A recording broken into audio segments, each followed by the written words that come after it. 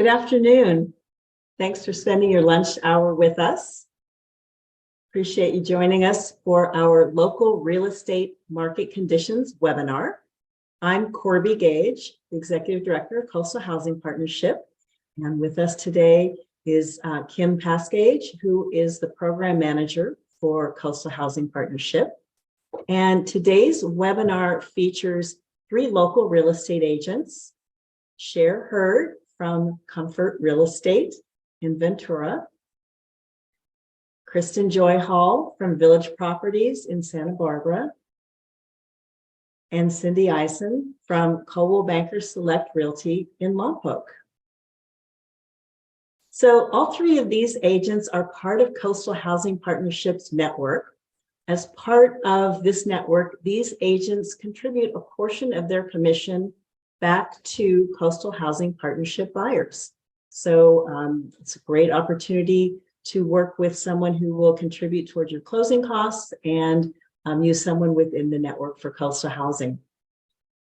So the format for today's webinar is I'll be asking Kristen, Sharon, Cindy some questions about the process of buying a home, how to be competitive in today's real estate market, and local market conditions. The remainder of our time together will be for you to get your questions answered, and we want to focus in on those because that's important to us to address what you've come here with questions for. We are recording today's webinar, and we will send you a link to that recording. The webinar format means that your cameras are off and your microphones are off. So if you have questions, please put them in the Q&A, and you can ask your questions anonymously if you like. There's a toggle for that. Feel free to put your questions in the Q&A at any time during the panel. We will be fielding these questions at the end of our time together, and we'll make sure we get to all of those. So before we get started, I can't stress how important it is to work with a real estate agent. So often I hear folks who are interested in buying saying, oh, I'm going to go on my own and I'm sure I'm going to save some money doing that. That's generally not what happens. It's really good to have a professional representing you, and the real estate agent for the buyer is paid for by the seller. So there's really not going to be a saving to you if you are not using an agent. And again, the agents in the Coastal Housing Partnership Network contribute a portion of their commission to you. So this is going to be a nice source of funds for your closing costs. Really encourage you in a competitive market like this, and a market that's so challenging, to use a real estate agent. So let's get started. Cindy, would you just share a little bit about yourself? That'd be great. Thank you. We're 31 years in Lompoc, so North County is a place that I love to call home. I'm at Select Realty in Lompoc, and I do have a partner, Dalton Wolf, and we cover North County. Great, thank you. So glad you're here with us today. And Kristen Joy, what about you? Could you share a little bit about yourself? Sure. Hi, I'm Kristen Hall. I'm with Village Properties in Santa Barbara for 6 years now. I have the pleasure of working with my friend and business partner, Amy Abbott, and we live in Goleta, cover Goleta to Carpinteria, and we serve all price points from mansions to mobile homes. And since 2018, we've helped 5 coastal housing buyers. We have 1 more in the works right now. We have an offer out for an off-market listing, so fingers crossed. And through that all, really what we've learned is that it all starts with knowledge, and we're so passionate about coastal housing and what you in particular, Corby, are doing here. So thank you for having us. Thank you. And thanks for doing so many Coastal Housing Partnership deals. We really appreciative of that. Cher, would you tell us a little bit about yourself? Yes, thank you, Corby. I'm Cher Hurd, a part owner. I have 2 business partners, Comfort Real Estate in Ventura. We're located right behind the government center, so we're centrally located in Ventura. We serve all of Ventura County. I feel like a lifelong resident of Ventura, even though we moved here in 1985. We raised our family here, had my real estate license since 1985. We're part of the community. We're deeply entrenched and really high on Ventura County. There's so much to offer here. Our community is so awesome. We've served on numerous boards and been a part of all kinds of different charities and things here locally. I am a past president of our local association of realtors, and I'm so proud right now to serve as the state treasurer for the Women's Council of Realtors. And our mission is creating leaders in the community. So that's who I am. I'm here to serve and help you find the American dream, whatever that looks like for you in housing. Great. Well, we're so honored to have three such great real estate agents with such experience and from three different regions. So we have a lot of good information for you today. So Cher, let's start with you. What are some of the advantages of owning a home? And the question that is always top of mind for everyone is, how does someone know when a good time to buy is? Okay, I love these two questions. They're great ones, and you're right. Everyone wants to know these things. Anywhere you go, people want to talk about housing. You know, when they find out you're a realtor, they want to talk about housing. Hey, is it the right time to buy? Well, you know what? Guess what? The right time to buy actually is anytime you're ready. Anytime you're able, anytime you're qualified. If you'd like to own a home, that's the right time to buy. It's not always the right time to sell. Sometimes it's not a good time to sell because markets go up and markets go down, but it's always a good time to buy. And that kind of segues into some of the reasons to buy. And there are so many I could go on, but I only have a small portion here in the program. So I'm going to share some of those reasons with you. One of the first and foremost, I think, is security. Everyone wants security, and having your own home offers a level of security that you just don't get when you're renting. The reason for that would be you have control over your housing costs. If you've purchased a home, you now have set housing costs. You know what you're going to expect. Your landlord's not going to say your rent is raised. You're not going to say, I'm sorry, you have to move. You're getting that security and knowledge that you're stable and things are going to remain stable for you and you have some control. There's a tax deduction that comes with homeownership, and as realtors, we fight for that for you at the state and national level all the time. That's something else we do. We're advocates with government for housing issues. Just to build good credit, it's another great thing about housing. It's an inflation hedge. Think about that. Think about what happens in the economy. Things go up, things go down. You own an asset that's worth something. How about you need some money for something? Maybe you have children, you've owned this home for a period of time, you've built equity in something of value. You can pull some money out and send your children to college. It's a lot easier to do that a lot of times for people than to save the money to put their children through college or to make a huge purchase or to purchase a second property, whatever that might look like for you. And I think the biggest thing is wealth building. It's been proven statistically that wealth is built through homeownership, and that's where most people in America get their wealth, is from their homeownership. So getting a piece of that, it's always a good time to do that. And market conditions right now for buyers especially are ideal. You have the opportunity to ask for concessions. We weren't able to do that over the last few months.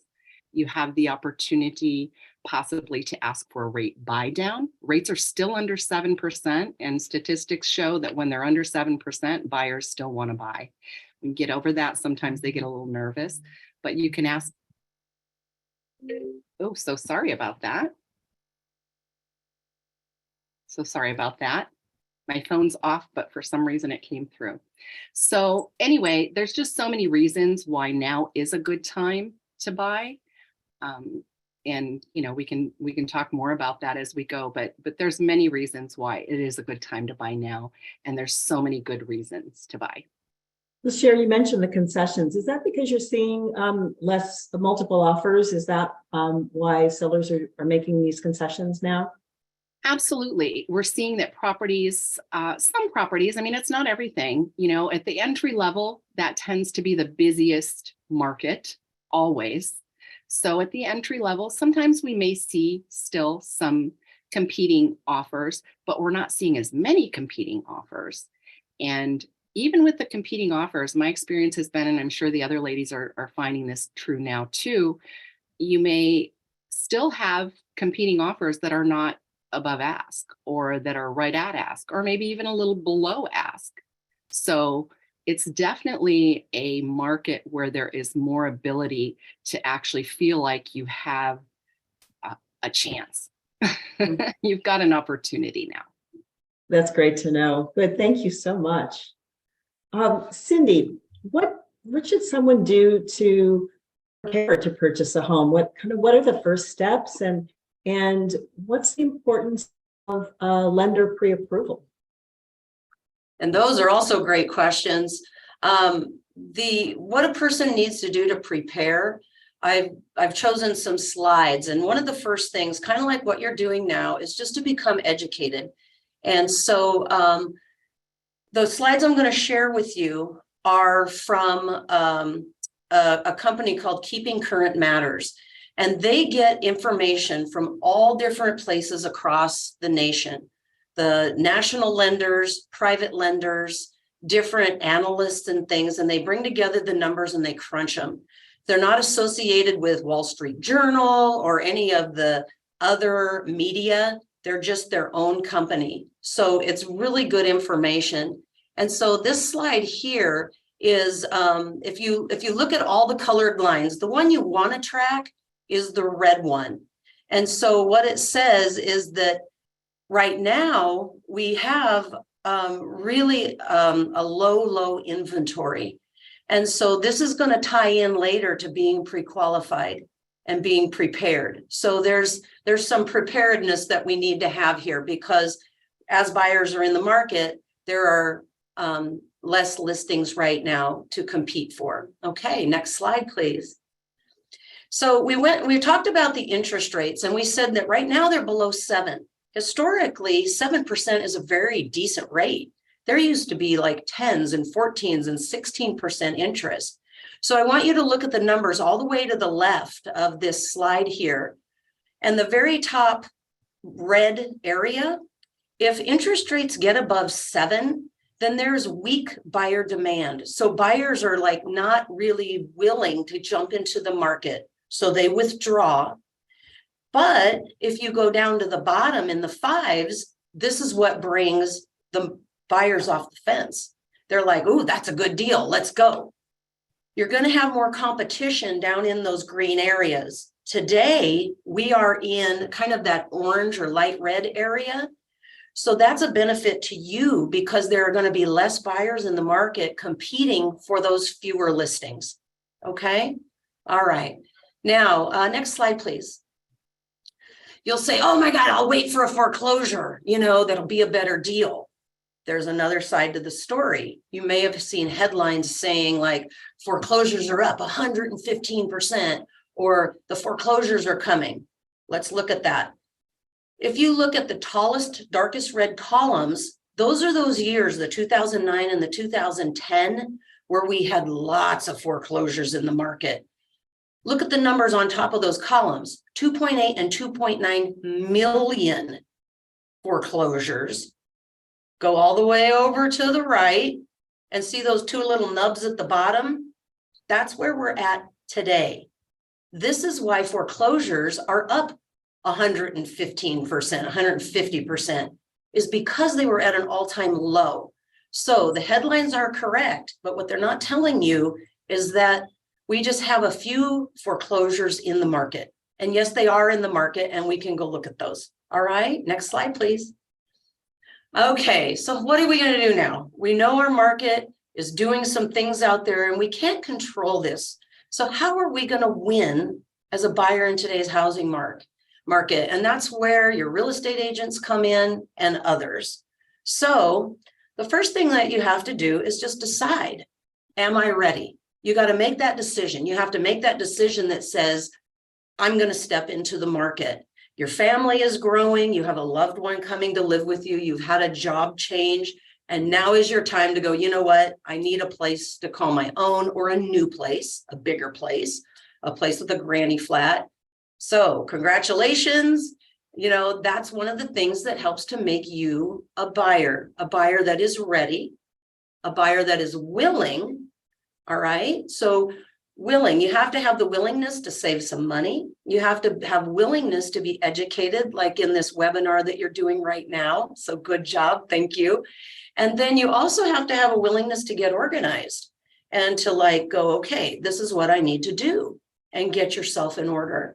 And the last thing that you're going to need is you're going to need to be able. And we're really talking financially able to buy a home. And so next slide, please. You got to be able to put together a team of people that's going to support you with your dream, with your mission. And so you'll be the one that's given the orders. And then in the boat with you is going to be a lender. And in the boat with you is going to be a real estate agent. And then there's going to be others too, escrow people and home inspectors. And we're all going to be working on your behalf.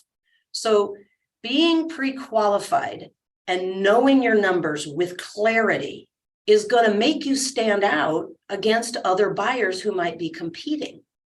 We got to show that seller that we're serious. So we need that pre-qualification letter to submit with our offer, our interest rate, the amount we're putting down, that all goes in the offer. It's like a little resume that you submit to these sellers.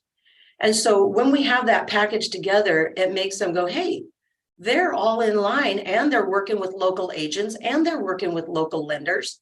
This is good. So you're going to get with a lender, and they're going to run numbers for you. And they're going to run numbers for you. You need to ask for different price ranges, because we really have a lot going on up here in North County, especially, but in all the areas locally and across the nation. And you need to know what you want to afford and what you can afford, because you may need to go up in price, or you may need to, maybe you have your heart set on a condo. But if you love Santa Ynez and you have your heart set on a condo, there's not one available today. You can go to Santa Maria. Santa Maria's got 4 condos for sale. Or you can, Los Alamos, Los Olivos, those places don't have condos. So lots of mobile homes up here. That's a different kind of lender. So what we're really saying is that you need to be prepared for different situations. For example, I had fun with these stats. If you say you loved Los Olivos and if you love Los Alamos, you have 2 choices over there today. You can buy a home at $950,000, or you can buy another home at $9.9 million. Okay. So we have to be clear so that we spend your time wisely, and so that we get what you're looking for. We got to know what's attainable and affordable for you. So thanks, everybody. I appreciate your time today, and thank you for being here. So you mentioned the pre-approval, Cindy. Is there a charge for pre-approval if someone is wanting to go to a lender to get that pre-approval? That's a great question, and thank you for bringing up that point. A lot of people are nervous to get a pre-approval because, one, they think that it will damage their credit in some way. And then 2, they think maybe there's a cost associated with it. You have to think of your lenders and your real estate agents as your coaches, and we'll make a plan and we will, do it to your benefit. And in regards to damaging your credit, there's what's called like a soft inquiry or a soft pull, the lenders call it. And basically they pull your credit or make that inquiry, and it doesn't damage it at all. So you're just getting good information that you can look at. Maybe you're a year away from actually buying a home. So you'd consult with that lender and say, hey, what do I do over this next year to get prepared? Or real estate agent, put me on your automatic notifications for this community so that I can watch what the market's doing. Thank you. It sounds like it's a good idea to meet with the lender, just to even find out what your readiness position is. And when you ask the question, am I ready? Maybe the lender's going to help you know that by getting your pre-approval together, finding out what you can afford, letting you know what's in your credit. Maybe there's things you can do to improve your credit, and kind of get that game plan together to help you in your readiness position. So it sounds like that's a really important first step. It is.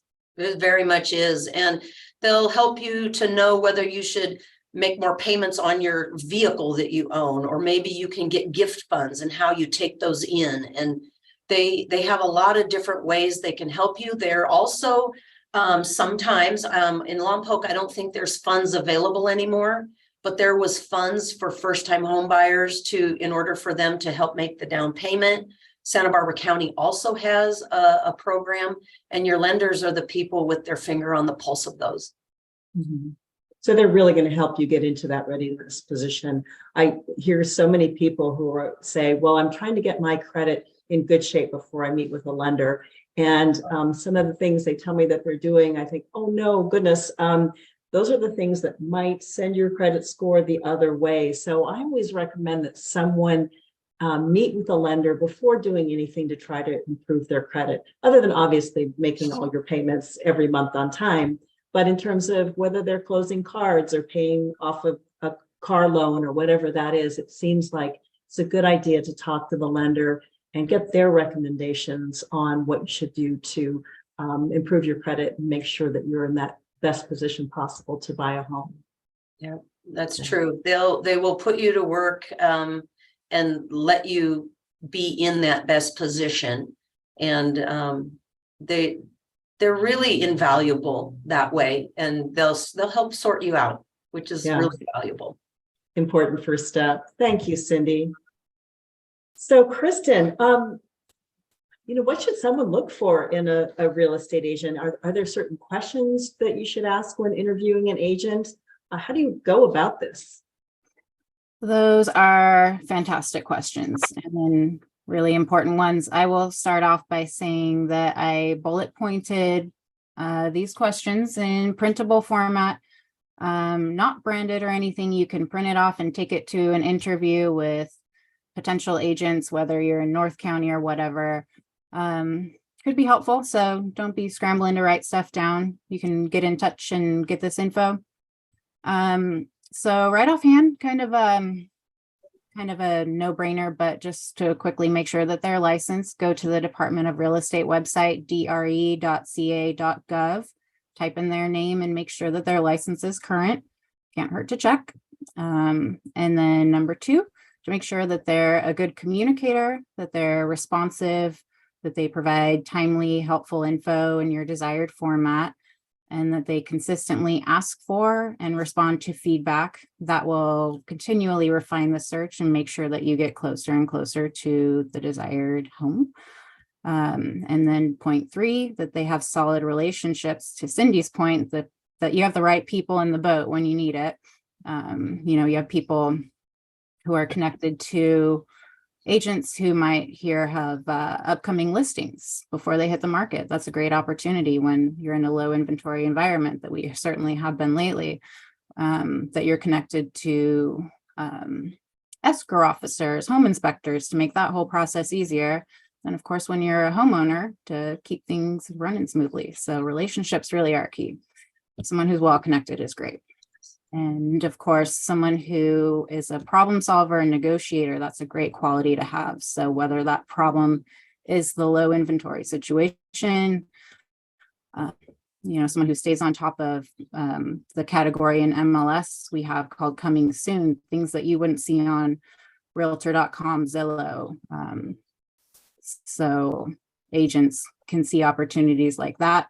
Staying on top of that is really good. I consider that a good problem-solving tactic, and that's a good thing to look for in your agent.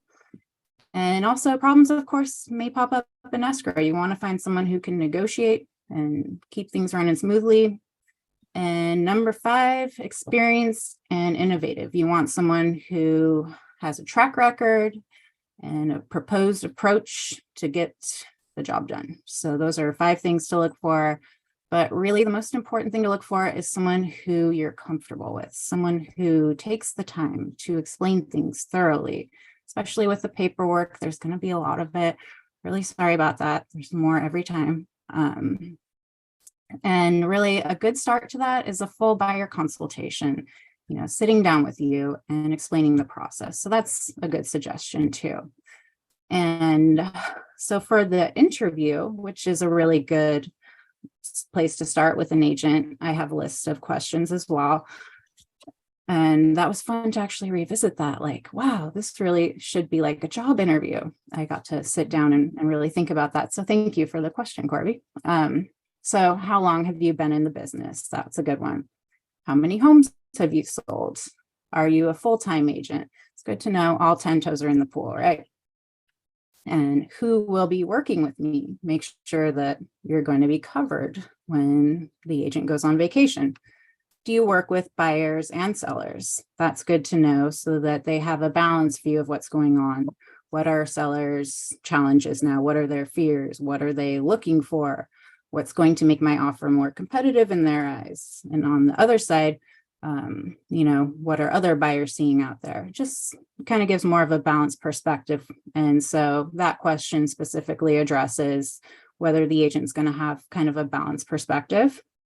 And a couple of important questions. How do you help buyers compete? That's kind of like that's important, making sure that the person on the boat who helps you stand out is a strong person, right? Or is well positioned. How many buyers do you work with in my price range? That's an important thing to know. Some agents will only work with a certain number just because it's kind of hard when you have so many buyers who are looking in that price range, and which leads into another question. If you really want to go out in the weeds for a certain situation, do you write offers on the same property for more than one buyer? So that's a hypothetical situation at that point, but you can get a sense for what they would do in that kind of tricky situation, right?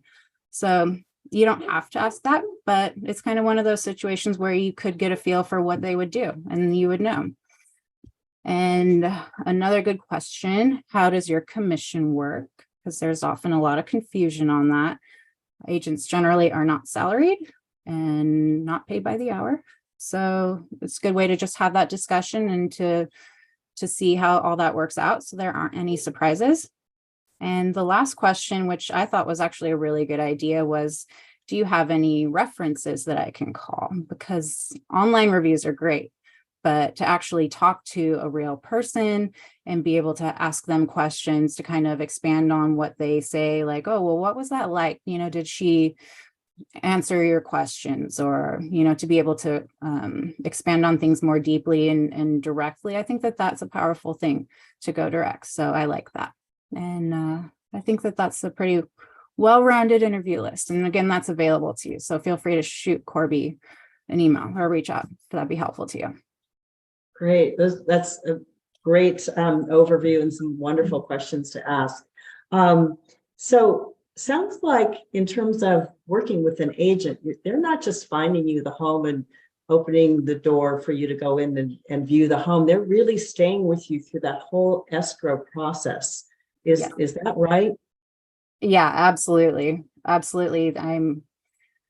There are buyers that we've worked with for years, and it's an honor truly to be in that position of trust. To Cindy's point about, the lender being so helpful to strategize from way before, the pre-approval is even issued, just to kind of get things together. It's such a long runway to get things positioned just right and to refine what the target even is.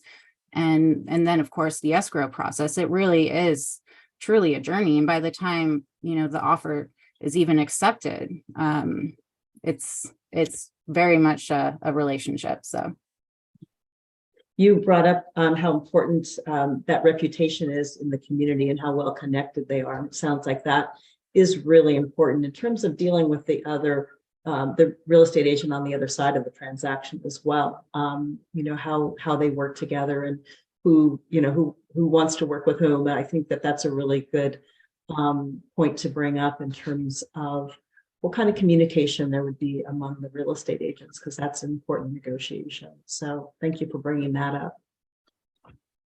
Okay, wonderful. Well, that's some great background information. So let's get into the real estate market today. What is going on in the market? How is it different from a year ago, from even 2 months ago. The real estate market's always changing, and we hear a lot in the media about the market, but I'd rather hear from you all who are, on the ground in the field, seeing things day to day, what's happening with trends and, volume of transactions. All of that is so interesting for our attendees to hear. Cher, let's start with you. What is the Ventura area market like today? Okay, Ventura is suffering from the same issues the state of California is suffering from, which is low housing inventory. We still don't have a lot of inventory. So at the entry level, especially, which a lot of times first time buyers are starting at that entry level. You don't usually start with the middle level, you start with a starter. That is still a competitive market, but it's not the same kind of competition now that it was, as I had alluded to in my my comments earlier. What we're seeing is properties staying on the market a little longer before they get an offer, even one offer. We're seeing that when they get an offer, it's not always full price. It's asking for some concessions. And by concessions, I mean, maybe they're asking for a rate buy down, which is something you can do. You can talk with the lender about what does it cost to buy my rate down. If it's at this percent and I'd like it down 0.5 percentage point, how much is that going to cost me? And your realtor, who understands these things, can help you craft an offer that allows for that rate buy down so that your payment is lower and it feels more comfortable to move into that home. And sellers are open to that. They're more open than they were in the past. You may not be competing against another buyer for that particular property. We're seeing less multiple offers. Not that we don't see any, because we're at the entry level and you may see multiple offers, but they may not be full price offers. They may be multiple below ask offers, or they may be multiple offers asking for different types of concessions. So I think we're definitely seeing a really good opportunity for buyers to have a chance that they didn't have a year ago and 2 years ago and 5 years ago, even when they were competing against so many other buyers. And it was take it or leave it. This is what we got. We're asking this much. You got to go this much over or hit the road. We're not seeing that now. That's so encouraging, because I know how frustrating it has been for so many buyers to be making offer after offer and they are outbid, and things are going so, such a high percentage over asking that it can be frustrating. So it's encouraging to think that we have a market that is much more accessible to particularly our first time home buyers. So that's great news, Cher. Kristen, what are you seeing on the South Coast market? I would say overall very similar. I see multiple offers continuing. Still, I mean, just yesterday there was a single family home at $1 million that got in the high 20s for offers, which is unusual, just to hear about things in that range of double digits. But that said, it was interesting that this past January, there was a decrease in the median single family home price. That was intriguing to me. Condos, however, the median price increased, which was intriguing. That's a sign that, there could be a softening. I think there could be opportunity for January of this past month. The sales price over original list price. So that is the percent, like the sales price divided by the original list price. So that's like, if something sells over asking, it's going to be greater than 100%. So for condos, that was at 96%. That means that they're selling for under asking. And for single family homes, that was at 91%. So there seems to be less of an erosion for condos, which makes sense. So there's less of an erosion at the entry level. And that makes sense. Like in the high end, there's going to be more variability with that. That's why we see that decrease in single family homes, but more resilience in condos or the entry level. So and it's challenging. I mean, there are 2 condos under 800,000 that aren't affordable housing, so you have income restrictions or age restrictions. So inventory is still really low, but I have an offer out on an off market that's, not included in that number. And, if you're proactive and paying attention and getting creative, it's a matter of just trying to scrape things out, and it's still winter. So we're hopeful that more comes on soon. So it's, we're just hopeful that more comes on, basically is what it boils down to.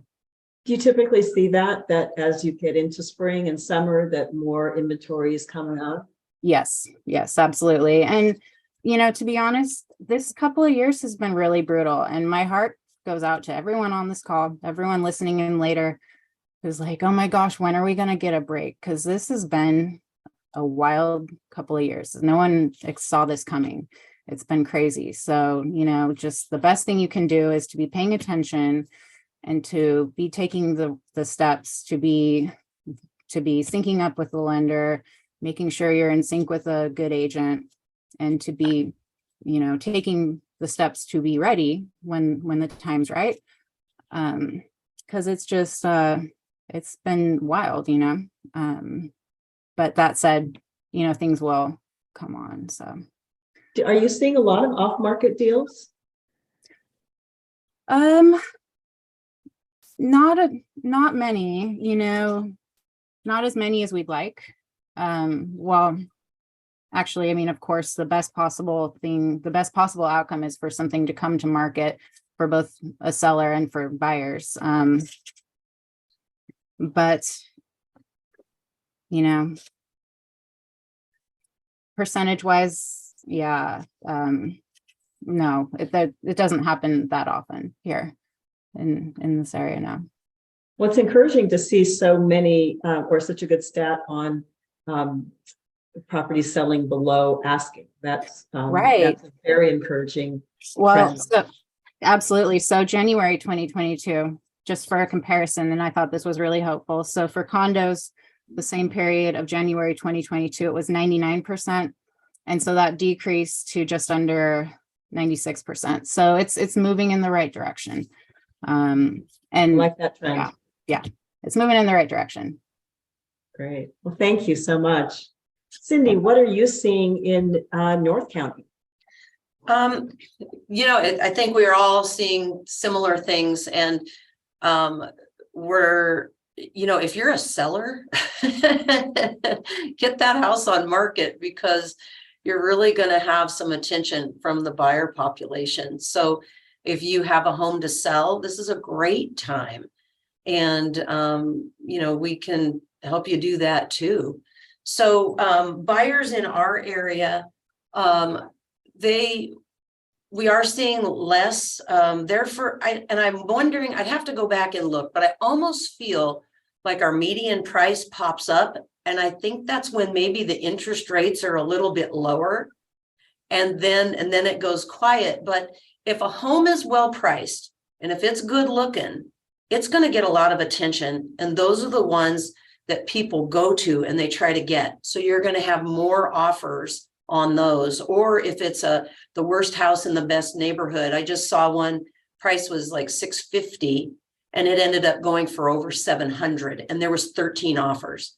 So just because, prices are down a little, homes are on market a little longer. And when we say that, that means that they're not gone in 30 seconds. It might take maybe a couple of weeks. So it's really not like you can wait forever. We still need to be poised and ready to write those offers.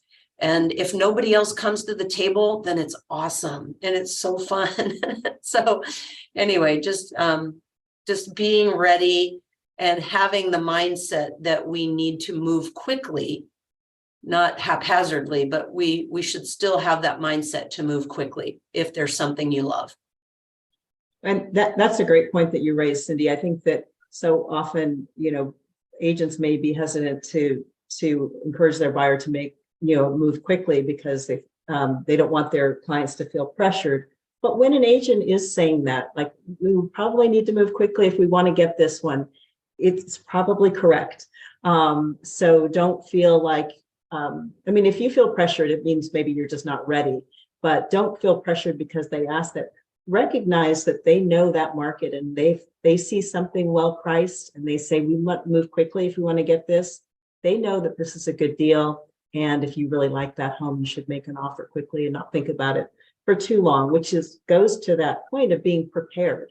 If you've done your homework ahead of time, you know what you can afford, you kind of know the market. When something good comes on the market, you can jump on it and really seize that opportunity. So thanks for bringing up that point. You can also tell what buyers are doing too by the traffic through an open house. And we didn't even used to have open houses because homes were flying off the market so quickly. I've been in a few open houses lately and buyers are coming. They're coming on Friday afternoons. They're coming on Sundays and Saturdays and whenever. And they are showing up at least to preview to see what they get. That's great. Great.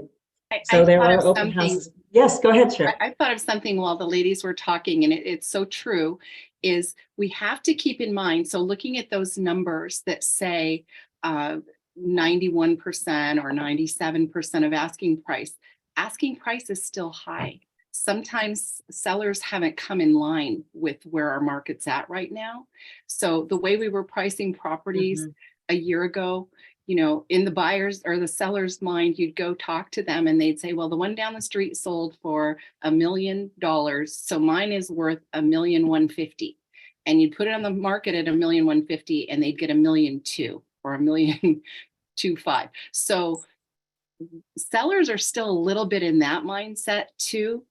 Sellers are still sometimes not putting their property on at where the market sits, because the market tells you what the property's worth.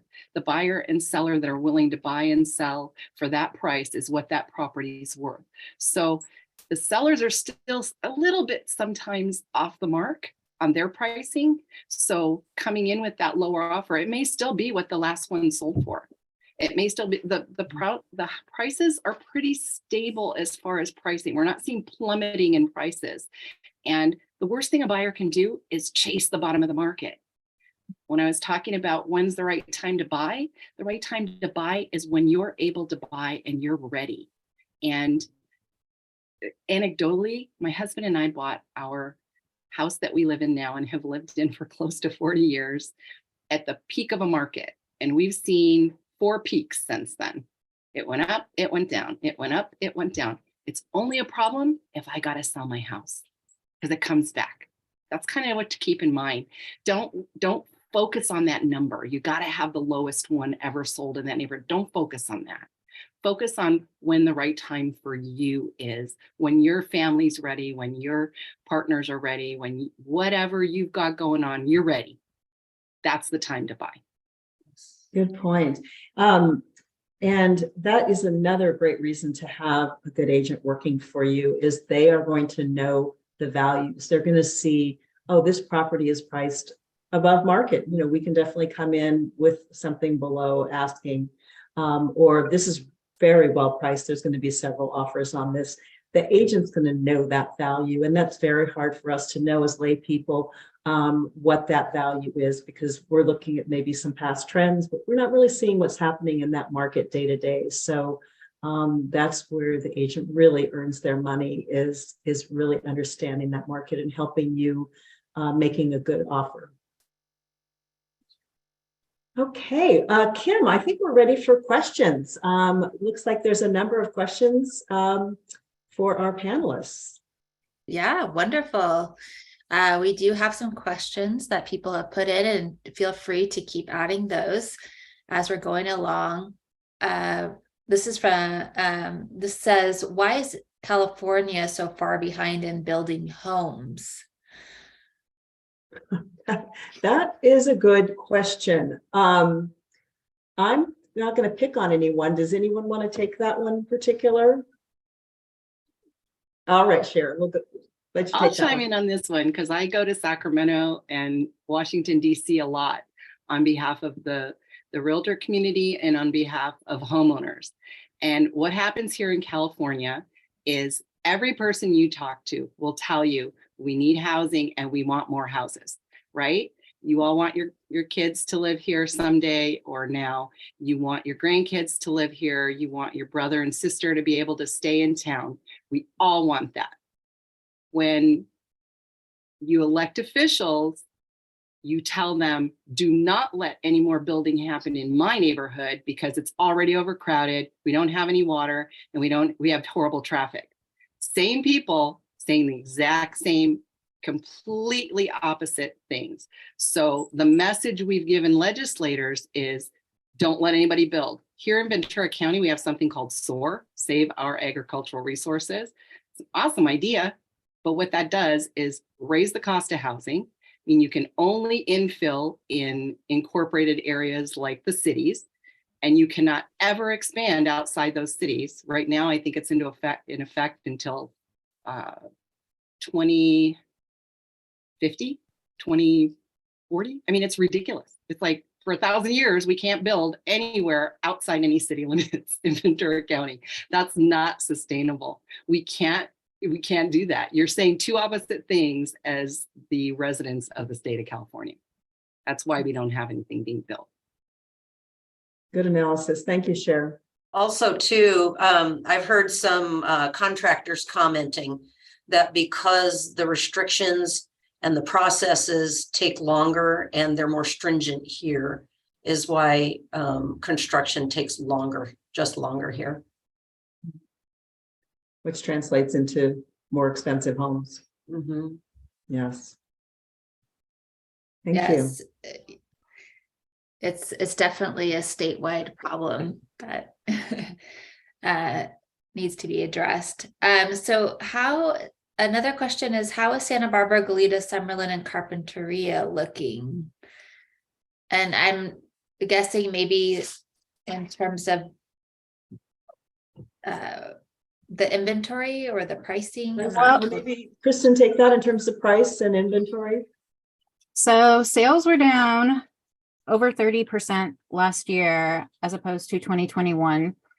And that's probably largely a function of inventory, obviously, and rates going up. So people's buying power going down.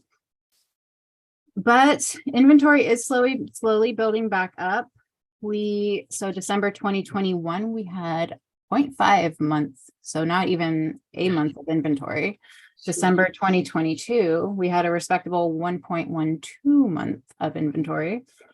And then this past January, 1.2 month of inventory. So, and months of inventory, by the way, is measured as the rate of how quickly things are selling. So if nothing else came on the market, it would take 1.2 months for everything that's on the market right now to sell. That's what that metric is. And it's a good way to see like how quickly things are selling and how much is on there right now. So things are going in the right direction. And yes, things do typically come on. So the major headwinds in that arena really, I was talking with Amy, my business partner, about this. We have a lot of people who refinanced at these crazy historic low interest rates in the 3s. We're like, okay, well, unless I move to a seriously low cost of living area, I would have to basically downsize to a much cheaper home because I'm going to be making the same payment on, much less expensive home. So that's one of the major challenges. But that said, people always need to make a move. So I'm hoping that the seasonal influx, spring typically is the peak selling season, spring and summer. So I'm hopeful that, we see a softening, if not leveling out of prices. It's always the best practice to be prepared for opportunities. That's really just the best way to go. And if you have questions about the market, there are these fantastic graphs and stats.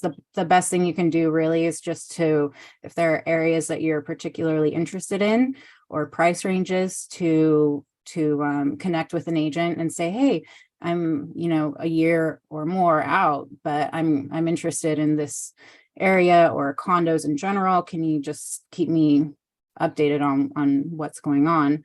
And we're happy to send you statistics and not, spam you by any means, but always happy to keep you informed. And that's a good way to just really stay tuned to what's evolving in the market.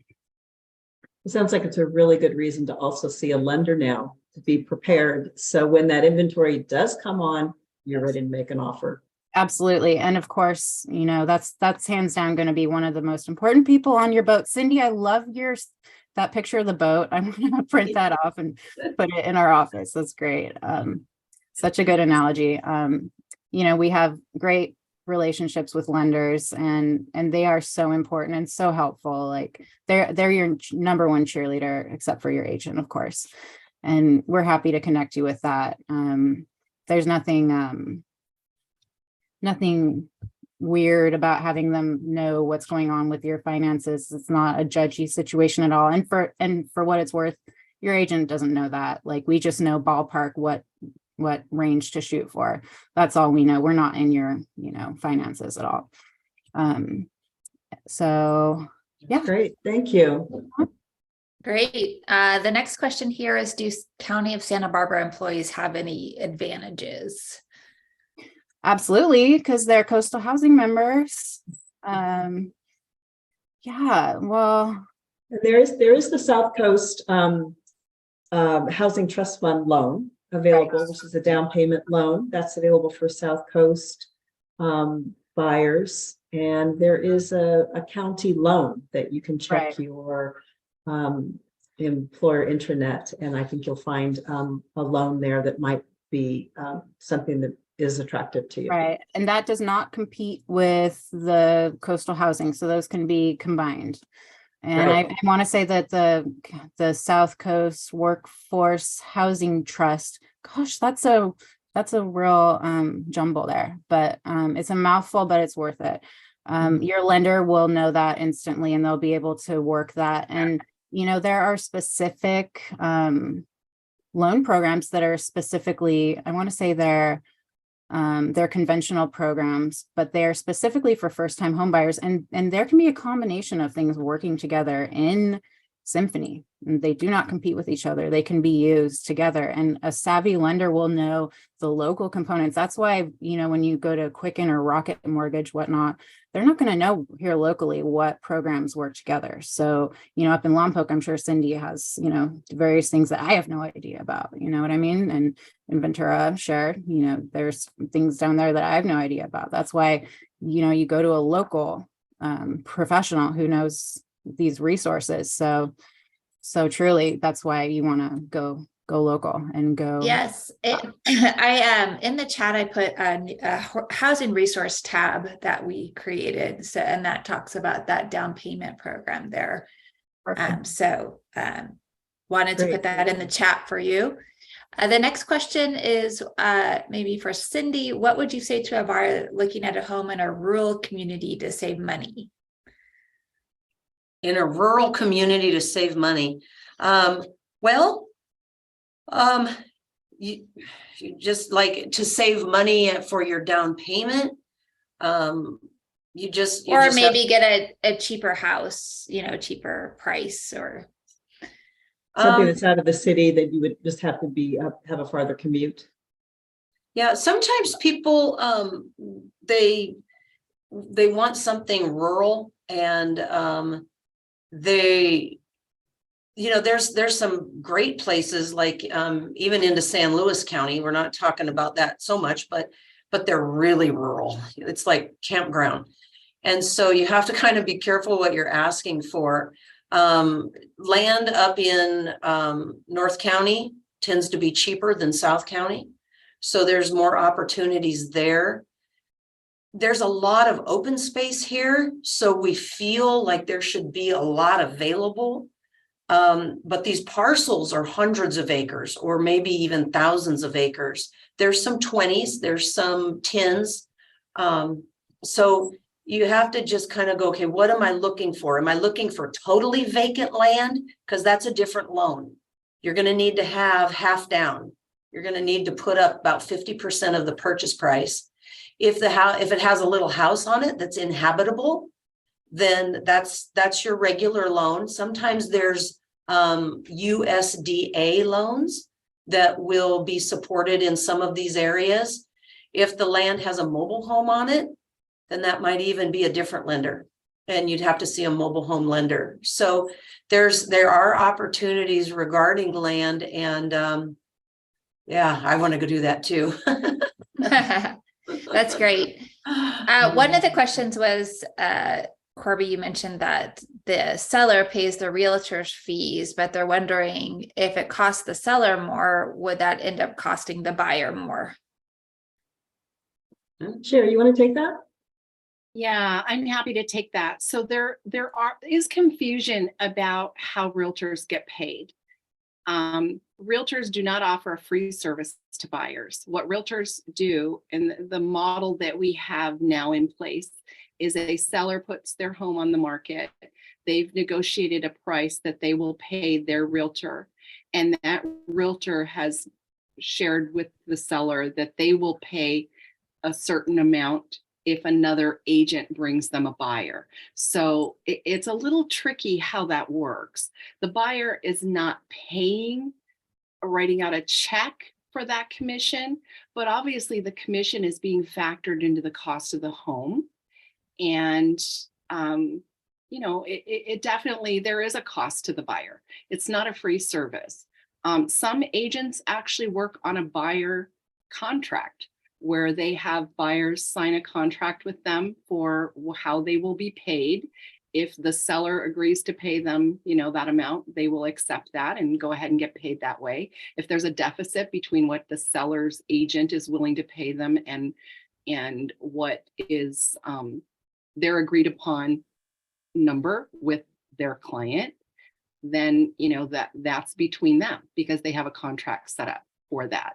So commissions, the way that it has worked, this is something that's always changing and it's always evolving. But right now, yes, the seller in most circumstances is paying a certain amount out of their proceeds that will be paid to their agent, and their agent will subcontract that half out or that percentage out, that dollar amount out to the buyer's agent, which would be your agent. I hope that made it clearer. It is a little confusing, but that's the model and the way that it works. Right. No, I think that is clear. Thank you. And one more question. It says for you, Cher, what is the average price for single home in Ventura? I think you covered some of that, but yeah, I did. So it varies. I don't like to go with averages because averages are just so weird to deal with. I'd rather talk about the different levels you have. So when you've got, when you're talking about condos, you're looking at anywhere from the 400s or high 300s, and that's going to be, very small in a very large condo community, similar to like apartment living almost, to they can go very high depending on what the condo is. If it's an ocean view, it could be up into over $1 million. It just depends on what you're looking at there. So condos are one area. Then you've got the mobile homes. We talked about that. That's one of the most affordable. It was my first house in Ventura, my husband and I, in 1985. It was a mobile home. And it was the best thing we ever did. A year later, we sold it. We made $10,000. We got into our first single family home, 4-bedroom, 2-bath starter house. And then 2 years later, sold that and got into the house we're in now. We've been there since 1989. And so, those stepping stones. So to get into your first stepping stone for a single family house, you're probably going to be in the 700s. It's possible you may find something in the 600s. Those are going to be the onesie twosies that come on, but we're approaching the 700s for that first time home, starter home in Ventura. And then, it's all over the board. I mean, you can go as as low or high as your budget's going to allow you to go. Great. Great. Someone is asking about recommended lenders up in North County or Cut Santa Maria. And on our website, I'll put that in the chat. We do have a list of all of our network partners and lenders. And you can search by North County. So I can put that in the chat. Thanks, Kim. And then someone's asking, is it possible to buy a family home with multiple people? Kristen, do you want to take that? Yeah, it is. Well, it is, but you would want to get a lawyer involved quickly. And I love Judge Judy, not gonna lie, I'm a fan, but I don't want to be on it. So just be careful, be having good legal help with you on that. That said, I mean, yeah. And is the main thing you're looking at there in terms of, it's when one of the individuals will want to sell, what if the other one doesn't? What happens in that case? Are those the kinds of things that you're wanting to make sure you have nailed down? Precisely. You want to delineate like the limitations of it, rights and responsibilities, ability to withdraw, who's responsible for what, to name a few things. That's what comes to mind for me. Cindy, what do you think?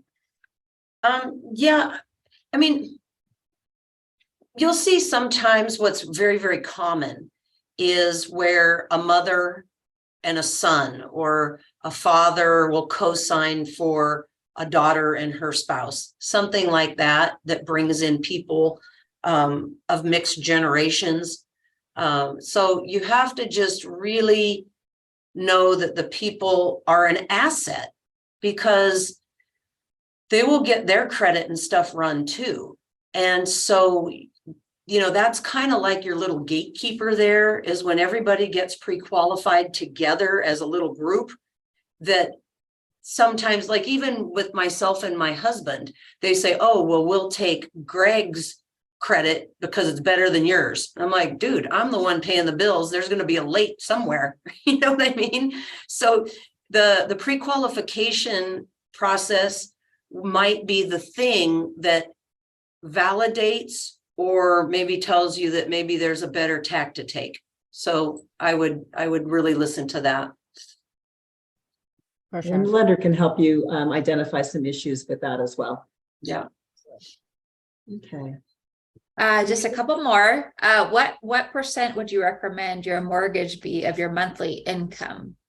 That might be more of a lender question, but. That is a lender question. I would encourage someone to talk to a lender about that and see what they're comfortable with. I mean, regardless of what a lender tells you you're pre-approved for, it has to be a number that you're comfortable with. And if that's the case, if they say, you're pre-approved for $3,000 a month and you really are comfortable at $2,500, you just would tell the lender, let's run numbers for $2,500. This is where I'm comfortable. So the lender is looking at certain things, but they don't know a lot of other factors like, do you have kids in an independent school? Are you getting ready to send someone off to college? Or is one of the partners ready to retire shortly? There's a number of things that the lender can't ask you and doesn't know. So they're going to pre-qualify you based on what they are allowed to ask you.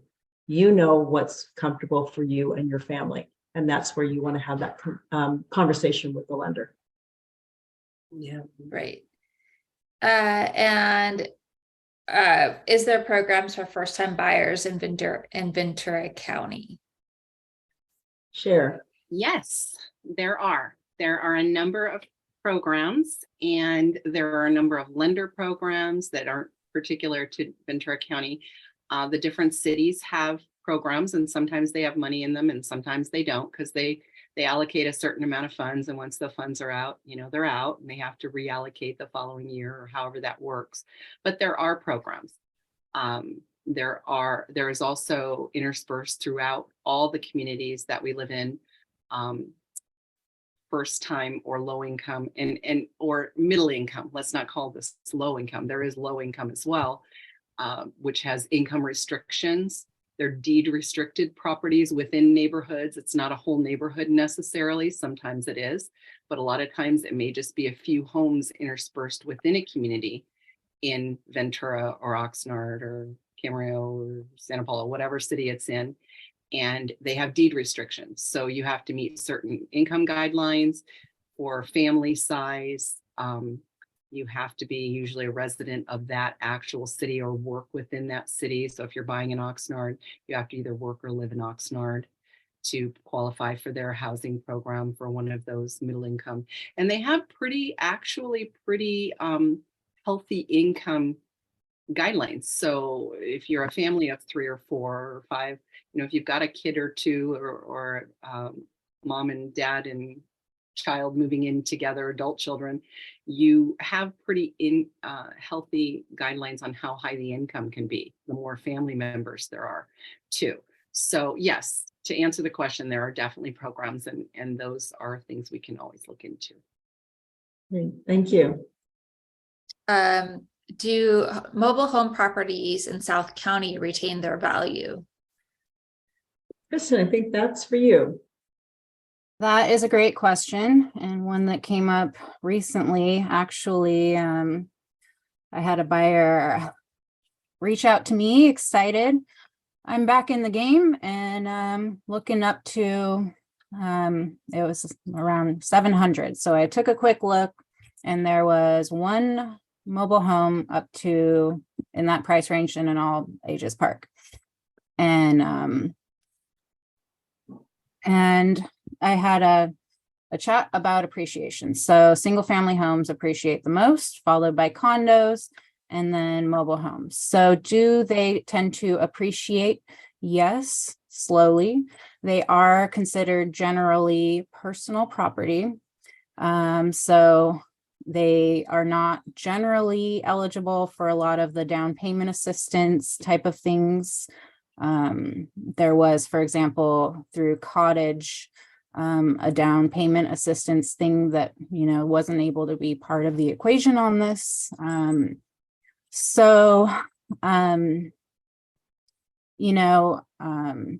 They don't as quickly know, but they certainly can. If you look at the chart, and this is, okay, so going this way, it's weird because this is mirrored, but if you look at the value chart over time, even with the dips in prices, as the market fluctuates, it goes in an upward trajectory. And so whether that is steeper for single family homes or more moderate, even for manufactured homes, that does tend to be in an upward trajectory. And that is true for manufactured homes as well. It's just on a more modest incline. And the link that Kim put in there for Housing Resources also has a list of the lenders that Coastal Housing Partnership works with that do mobile homes, because it is a more limited list.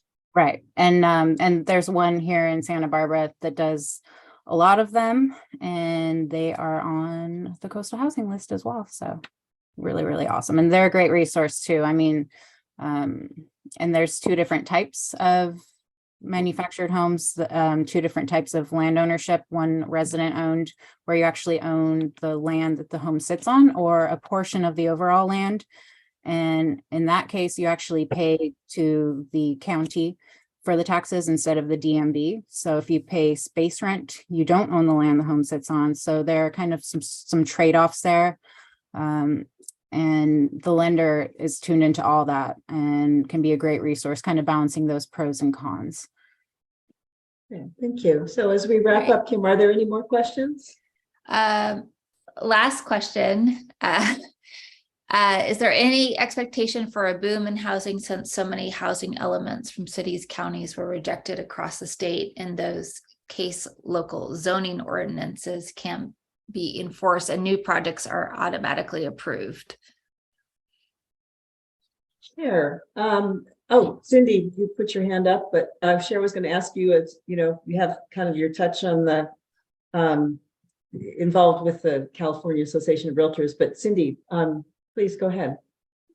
Just quickly, in the Lompoc area, there's they're not quite ready to go, but there is an upcoming, there's an upcoming community, and it's going to be over 700 doors.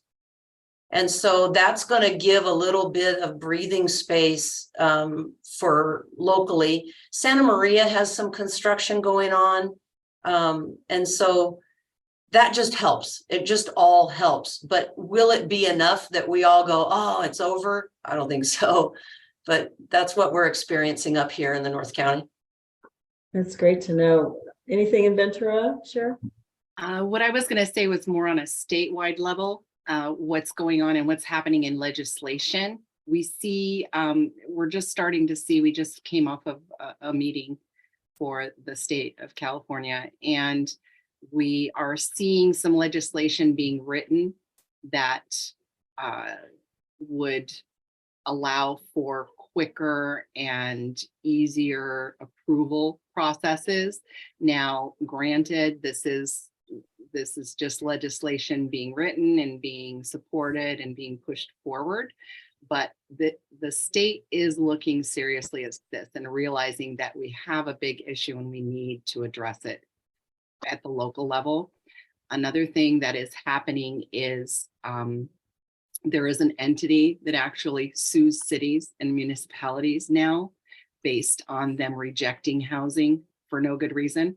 If you meet all the qualifications, if everything followed all the rules and you're still rejecting, Huntington Beach got sued and lost. What other communities? Somewhere up north also got sued and lost. So cities are going to start seeing that because people are getting proactive about this, and they can't continue. You can't continue to kick the can. We're going to have to make some changes, and the California Association of Realtors is part of that conversation. We're making sure that our voice is heard as realtor advocates for property owners and future property owners for residents. So I think there's hope and there's light in the horizon, but we're not going to fix this overnight. Thanks for that perspective. Yeah, I think we're good. Okay, well, thank you so much, panelists, for your expertise and your time.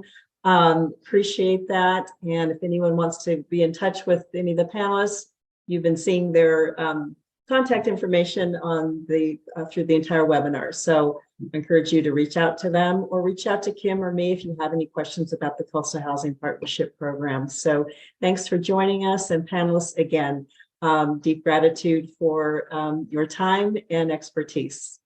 All right. Thank you, Corby. And thank you all for coming. Thank you, Corby. Thank you, Kim. Thank you. This was All righty. really Bye-bye. Bye.